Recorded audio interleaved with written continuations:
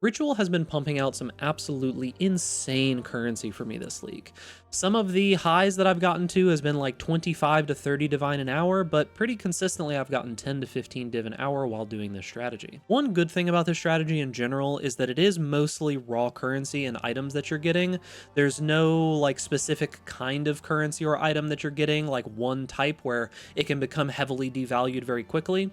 A large portion of my money is simply just raw divines, as well as things like fractured jewels and such. These kinds of things tend to keep their value. And notably, I am doing a self-farming strategy for my blood vessels instead of buying them, so there isn't this giant cost or, the price of them going way up. The only thing that could go up in price is one of the scarabs as well as the base ritual vessels themselves. But of course, disclaimer that the amount of currency per hour that I am saying that I am getting here might go down slightly after this video is posted, depending on how popular it gets. If you're unfamiliar with how ritual works, the whole idea of this mechanic is to get as much tribute as possible so that you can use that to buy items from the ritual window. Tribute is earned by killing rarer monster types within the ritual circle, and the ideal monster type is going to be unique monsters. That's how with the strategy that I'm consistently getting 30,000 tribute in most maps, as well as high rolling in mirages for close to 60,000 tribute. The way that we do this is by pumping anywhere from 6 to 12 unique monsters into every single ritual by running City Square, as well as running maps that have the 2 unique boss modifier on them. This provides us 6 unique monsters guaranteed in every single map that we can drag into the rituals. And this also means that we are going to be able to fill our blood-filled vessels with these 6 unique monsters and have them every other ritual that we do. If my content does end up helping you out and you'd like to see more of it, make sure to like the video. Also, subscribe to the YouTube channel to get updates on the latest videos, and without further ado, let's get into the strategy. So what I do is I do 2 separate strategies. Now, when we go into the map device here, the map that we're going to be running is City Square. Now, you'll notice that I have this blood-filled vessel here. The amount of other monsters in this really doesn't matter that much. It is mainly just the unique monsters that you see at the top. Now, it isn't just those 4. The 3 bosses, Carius, Pylea, and Pylea, are doubled. It is a double boss because all of the maps that I run have this mod on them that says area contains 2 unique bosses. This is very important, and it's the only mod on these maps that actually matters. Now, later in the video, I'm going to talk about specifics of how to set this up and how to do everything step by step by step, but I want to show you the 2 strategies straight up first. So we're going to just toss this map in here. It's got 2 unique bosses. We're not going to be using this blood-filled vessel yet. This is the first step of the strategy. So you are going to be using 2 of these ritual scarabs of abundance. This is just because it gives you more favors, more chances of getting good items. We're going to be using 2 of these ritual scarabs of selectiveness because this makes it so that we can reroll 4 times for free, and then we get a total of, I think, 7 rerolls completely. And then the last scarab that we will be swapping for the blood-filled vessel is going to be this ritual scarab of wisps. I've tried a bunch of different things, but this one just seems to be the best one in the case of not using the blood-filled vessel. This creates a wisp that just gives you increased tribute whenever you're nearby it, so we're going to go ahead and run with this first. Now, this is the first step of the strategy, and we're mainly focused on just getting the bosses into a blood-filled vessel here and just getting as much tribute as we can. Now, in City Square, there is one unique thing about this area, and that is that we've got 3 bosses, and it's consistently in the same exact spot every time. You'll see them right here. So what we want to do is we want to come to these bosses, and we want to just drag them to the closest ritual. You can do this kind of by like stutter stepping a little bit like this, hitting them every once in a while. We're just going to drag all these guys to this big ritual circle here, and once we get them in the circle, we'll go ahead and finish them off. Now, sometimes they can be a little finicky and they like won't follow you and they, take a whole bunch of time to be able to get in here. But essentially all that you're trying to do is you're trying to get all 6 of these bosses into this zone. So we're going to go ahead and pop this ritual. Now, you'll see this little circle, right? This wisp.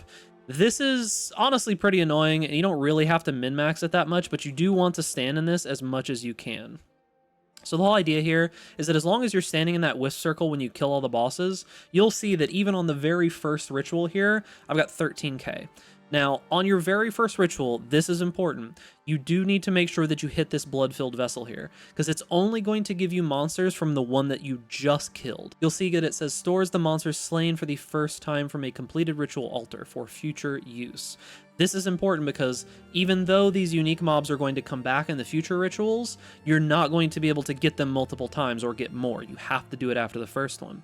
Now, after we found this first ritual, we're just going to run around and we are going to look for the other rituals here, kill all the monsters nearby it because, you know, it makes sense to do that. Now, it is pretty important that if you want to stay at this consistent, like 25, 30k, that you do stay in this little wisp circle the whole time. You can fail and you can like get stuck out of the wisp circle and get essentially no favor whatsoever. It is possible if you do mess up, but for the most part, as long as you are consistently staying in it, you get quite a bit. As you can see, we've only done 2 rituals so far. This is a normal offering to the goddess. I'll talk more about why I'm looking at that in a moment here. As far as I can tell, the wisps are just random. They kind of just float around, and then every once in a while they'll teleport and screw you over like they did there. You can pretty much ignore all the other monsters in the map. They're mostly irrelevant. Doesn't really matter at all. And as you can see, like pretty consistently, if I'm staying in this wisp circle, I get about 30k every map, right? It's right at around 30k. So let's take a look at what we've got. So this is something that's left over that's deferred from before, so I'm just going to go ahead and snatch it up.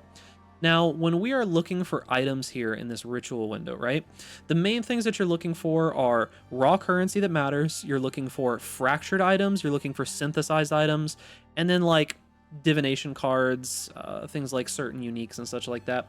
You can apply your item filter to make this a lot easier, but we're gonna go ahead and grab these. This doesn't look like it's too super useful. One thing I suggest early on is that you should use this like Awaken Peewee trade to check the base items here, just to get an idea of which fractures and which synthesize are like worth something. We're just gonna keep rolling here. We're always gonna take Audience with the King. That's probably not worth anything. We're going to always be checking these. You do want to kind of get a feel for how much tribute you've got remaining at any given time and not spend too much of it so you can keep re-rolling. So for example, if you low roll really hard and you only have like 10k left when you're at like 5 re-rolls, you really shouldn't be buying like small items like Chaos. But we're going to go through here, Chaos, and a Raw Divine, there we go. Now, one other thing to keep in mind is that you might have saw some of those corpses. Realistically, there's only a couple corpses that are actually worth anything, and I, for the most part, ignore most of them except for the really big one. That's going to be the tiger is the one that's worth quite a bit. The other ones, at most, are worth like 20, 30 chaos, I think, at this point. And then after you do all the rituals, you finish that, you don't have to clear the map, you don't have to do anything else. You're going to go find Varashta, you're going to choose whichever one of these matters. If you get the one where you get the free Barya every time, you obviously choose that. I typically like to choose things that put more monsters in the map, but we didn't get any of those. Now, this is kind of RNG. The rituals that spawn in here, you could get a map where, I actually think it's happening to me right here, you could get a map where there's just no rituals in here, right? The Mirage is just 100% RNG and there's nothing you can really do about it. It can either be where you get no rituals, you can get a ton of rituals, you can get the boss in here, sometimes you don't. It's really just a straight gamble, so that time we didn't get anything in the ritual, which is perfectly fine. That is step 1 of the strategy. So we've gotten our blood-filled vessel here, right? Now, this here is worth about 15c. We got a raw div, a couple chaos, and an audience with the king. Go ahead and just dump all this off. Now we're going to take this blood-filled vessel and we are going to replace the ritual scarab of wisps with it. What this does is it's going to take all those monsters from that first ritual and it's going to transfer them into the new map. So we're going to go ahead and run this. Keep in mind, area contains 2 unique bosses. We're going to go ahead and jump into here, and in this map we're going to have 6 unique bosses just in every single ritual. Now sometimes you can get lucky, and I think, did it happen here? Yeah, so sometimes you can get lucky and you don't have to drag the bosses. This is kind of ideal, where the bosses just spawn on top of a ritual. This is always super nice, but, you know, it's pretty RNG. But you'll see here when we get into the actual ritual itself, let's go ahead and kill all of these, that there is going to be a ton of unique bosses in this. So when I hit this ritual here, you'll notice right away that as we get a little bit further into it, you're going to see a lot of unique bosses. Yeah, there's like an absolute ton of them, as you can see here. So we'll go ahead and kill all these. Eventually, is this a fortress ritual? And you just keep going. This is the same exact thing. There's no wisp that you have to worry about. Man, why are these guys not dying? Is this map tanky? 66 monster life. Oh, it's insanely tanky. Less curses, 97% less effective curses, 97% chance to suppress spells, 66%. Okay, no wonder these things aren't dying. If you're wanting an update on this build, I have been updating in the live version if you're interested in the Spark build, so you can take a look at that over on Mobalytics. Yeah, so I'll go ahead and cut to looking at the items for this setup, because there's not really much else to show you here besides the fact that like my screen is dying, kind of. Yeah, you kind of get the idea. So we finished it up, and as I said, pretty consistently around 30k. Sometimes it's a little lower, sometimes it's a little higher, but it's pretty consistently there. So we're gonna go ahead and look through here. All right, so sometimes you're not really gonna get anything, so we're gonna go ahead and find Varashta again. Now, judging by where she is, this should be a very good Mirage here. I think there is going to be the one on the boss right here. Yeah, so this should be quite good. If I had to guess, this is probably going to be one of the 50 or 60k ones, especially with there being a Wildwood Abomination on this as well. And as you can see, we got like 56,500 there. So we'll pretty much be able to buy anything that we want in here. So raw div, pretty good. So one big thing is when you get like 50, 60,000, you can be pretty lackadaisical with this. You can just kind of buy whatever you want. It really doesn't matter. It is really hard to spend that much most of the time. Because yeah, most of the time when I get this much, there's been a few times where I've been able to spend it, but for the most point, I end with like 20 or 30k towards the end, and there's just not really much else to spend it on. So that's how you run both of the two map types with the strategy, and you just flip-flop back and forth. That's pretty much all that you do the entire time. So let's talk Atlas Tree real quick. So there is going to be a link to everything down in the description, so you can take a look at that if you're interested in like the full information about the strategy. But the whole idea here is that we're just trying to pack as many unique monsters into the map as we possibly can, and also Ritual is kind of unique in that there's only a certain type of monster that can be eaten up by the ritual. If you'll notice here, it says Shrines, Delirium, Legion, Nico, Tormented Spirits, Rogue Exiles, and Hunted Traders are the only ones that can be in a ritual. So all of those extra league mechanics don't really do anything. And then you'll also see here that like unique map bosses give a bunch, other unique monsters give a decent amount, and then everything else gives like much less, especially less as it goes on. So the idea here is that we're going to be getting shrines. I did try Delirium, like I did some Delirium maps where I did 20% Delirious with Double Boss, and it's nice, but the amount of difficulty that increases just doesn't make it worth it. And then we're also getting Tormented Spirits and Rogue Exiles. So that's basically what we're going for on our tree.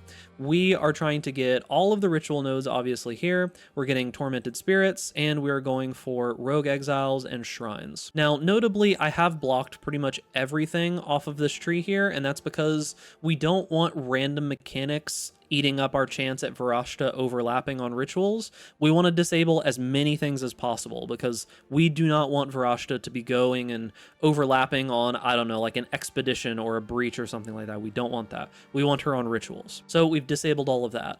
Also, I have invested as much as I can into increased map effect because my build is powerful enough that I am scaling pack size. I'll show you how to buy the maps here in a moment, and we'll talk about that. But I'm scaling as much explicit map modifier effect as I possibly can because I do want the maps to be more difficult so I can get more raw drops and I can get more pack size, more enemies in the actual rituals. And as I said, other than that, I do have these nodes for Trial of Glory. This gives you a chance to get an improved offering to the goddess. One of them's worth like 2 divine. But other than that, it's just Rogue Exiles, Rituals, and map effect. And of course, we've got like the altars. I don't really click the altars very often, but they're there because what else are you going to get? Now, let's talk about rolling these maps. So the way that you go about this is that if you see this modifier on here that says area contains 2 unique bosses, this is the most important modifier on here. If you just want to roll blue maps with just area contains 2 unique bosses on them, you can do that. Like if your build is weaker and you can't handle 8 mod pack size maps, roll 2 unique bosses and just run that map. That's all that matters. The way that I go about this is I have set up a regex. This is on PoE.re maps, and I have put in the mods that I don't want for my build, which is like Ellie Reflect, can't regen, can't leech, and block. And I've also set it to area contains 2 unique bosses as a modifier I want. I set it to at least 40 pack size, and then I take this right here, and what I do is I copy this, and then we're going to go into game, okay? What I personally do is that I set this up a very specific way. So we're going to go into map filters. I'm going to put tier 16. We're going to do max area level 83 so that we don't get Valdos. And then we're going to do minimum of 40 pack size. Now, if you search just for this, you'll find maps, right? But it's going to be a very, very hard time to get these 2 unique bosses. So first thing we're going to do is we're going to type in 2 unique bosses here into the stat filters. This will make it so that every time that we search, we are going to get a map with one of those. However, we do need to take it one step further. We're going to add another stat group that says not here, and we're going to add in our modifiers that we can't do. Okay, so we don't want any of those mods. So then we'll search, and then these ones that pop up, we should be able to do every single one of these. However, I'm going to take it one step further. You'll notice that the price of these is 4 chaos. If you try to go and jump into these, there's going to be a bunch of people competing with maps. So you're going to go to chaos, you're going to go up 1 in cost. So these are 4. I'm going to put the minimum at 5. And these people typically are going to have way more maps and most likely are going to be a little bit less contested. Now you're going to go ahead and take your regex, you're going to paste it into here, and you're just going to buy all of the maps that match your regex. You're going to jump to the next person, you'll see what they have, and you'll go ahead and buy those maps. That is how you grab these maps that are going to have exactly the modifiers that you want, the amount of pack size that you want, as well as the 2 unique bosses, which is the most important modifier for this. And that is going to be it for the video. All of the written details are going to be down in the description, so make sure to go check that out. And remember, boys, if you enjoy this content, make sure to give this video a like, subscribe to YouTube channel, hit that notification bell to stay up to date with all the latest videos, and stay safe out there in raid class. And I'll see you guys in the next video.